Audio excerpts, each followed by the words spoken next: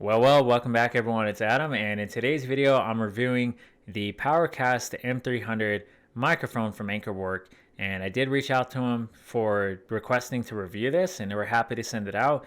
It cost $49, and what I'm going to do is an ambient test, and I'm going to do it as if I'm working from home with a loud environment. So a lot of people in the background as if they're in the house, like let's say you live with roommates or you have family over, but you still have to work from home.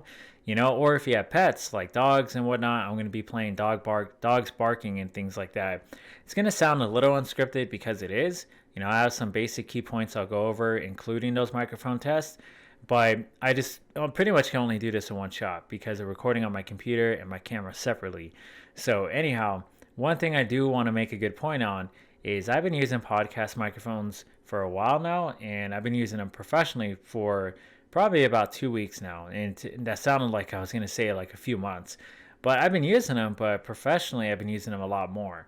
This is the JLab Talk, but that costs $100, and I would say this being $50 versus that, I've been using the AnkerWork microphone a little bit more, and it's just because it's so much more convenient with the stand it comes with. I'll show you real quick.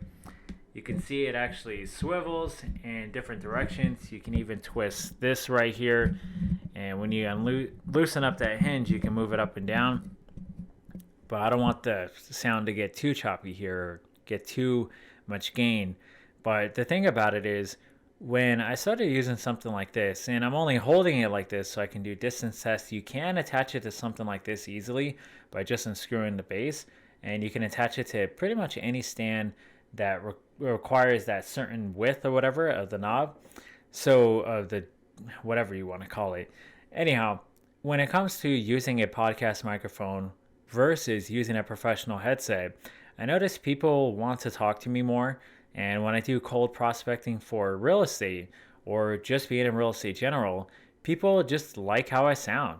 I've had so many compliments, and people are like, man, you sound like you're in the room with me, or like, it's just not normal to do that. And that's what separates you professionally, is the better you can sound. You don't have to be doing a tech channel. Like I said, I've been using this for real estate purposes, cold prospecting, or taking incoming calls from people calling me on direct mail, because I use CallRail and a bunch of different phone number services for tracking marketing and for outbound reach. And people are just more susceptible to talk to me, if that's the right word, versus when I use the professional headset. Because using a professional headset, it doesn't matter what brand I've ever used, you always sound like you're on a headset, which means you sound like you're a telemarketer, or you sound like that you're a salesman, a salesperson, to be blunt. And so I got tired of that. I got tired of people kind of knowing that and just not sounding the best I can. Now, when I go to coffee shops and whatnot, yes, I use like an AnkerWork Power Conference headset, or I use a Jabra headset or Plantronics or something like that. But at home, I like to sound my best, especially during interviews or when I want to collab with people and things like that. It's just the way to go.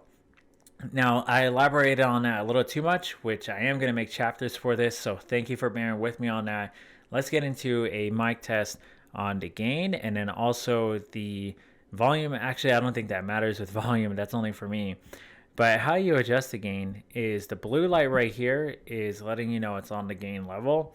And if you hold this down for 2 seconds, it will turn green. And then that's how you know it's the volume. So it increases the volume of what you hear, obviously, in the feedback and on your computer at the same time. And then I'm going to hold that for 2 seconds again. Switch it back to the gain. Now let me hold it. This is what it sounds like if it's really close at my gain level. Sorry if that sounded distorted. Let me adjust it more and more and more. I am talking super, super quiet. Microphone test 1 2 3. Mic test 1 2 3 of the gain all the way up. And then let me talk a little bit louder. I think that's going to cause a lot of noise distortion. Let me turn it all the way down. Microphone test 1 2 3. All right, this is maybe if you want to be like Jocko Willink and talk straight into the microphone all up close, All right, I know I'm messing around here. Let me get it to... Okay, I think that's where it was last time. Hopefully the sound comes out good when I post it, when I do post editing. But anyhow, let's get into an ambient noise level test. The first thing I'm going to do is a dinner party ambient noise, and I have it playing now. So last I checked when before doing this test, I had it at about 70 to 80 decibels, and it sounds like it's right outside my door. Like I have friends and family over for Thanksgiving. That's literally what it sounds like right now. So we're gonna let that play out a little bit. All right. Ooh, I mean, I gotta be honest, that's really, really loud. Probably a little excessive for this microphone test. Now let's do dogs barking. Right now it sounds like a Pomeranian. Actually, it's a Pomeranian barking. Now we got a Siberian Husky barking. And it seriously sounds like right out my window or right out the door. Whew, that is loud. But it sounds like I have a dog barking right out. I don't have dogs, but that's what it sounds like. And then let's see. Let's do one more dog, a different breed. I don't know what this is. Oh my god, that's so loud. I think that's a Pekingese? Is that how you pronounce it? A Schnauzer is next. Let's see. Okay, that's the Schausner. God, I'm sucking at again unscripted. Okay, I think that was good enough. Again, this is going to be a simple review. We're 6 minutes in. So, final thoughts I would say. Oh, last thing is besides being able to use it USB-C to USB-C with the cable, which is what I have now, is you can use USB-A to USB-C, which comes in a box. And then, of course, you have your audio jack output, so you can plug in headphones and whatnot. But then there's also an RGB lighting feature, which hopefully it comes through on the camera well. But you got purple, green, see, you got orange, red, and then green again. It kind of cycles through, and you basically can choose whatever color you want. And then again, the colors that change on the podcast mic itself up here are blue for your gain level, and then green for your audio level of your feedback. So hopefully this microphone test helped. I really like this microphone. I feel like it's built really well, and it will last for a long time. But my favorite part is the price because of how good it sounds for the price. Now, the audio levels in this exact test might be a little off. I don't know because of how I was playing around with the mic. So don't really judge it on that. You're not really like you're going to set it and forget it, like I did. Like I did microphone test and was like, okay, I like it at this gain level, and I just left it alone. And I knew exactly the distance I needed.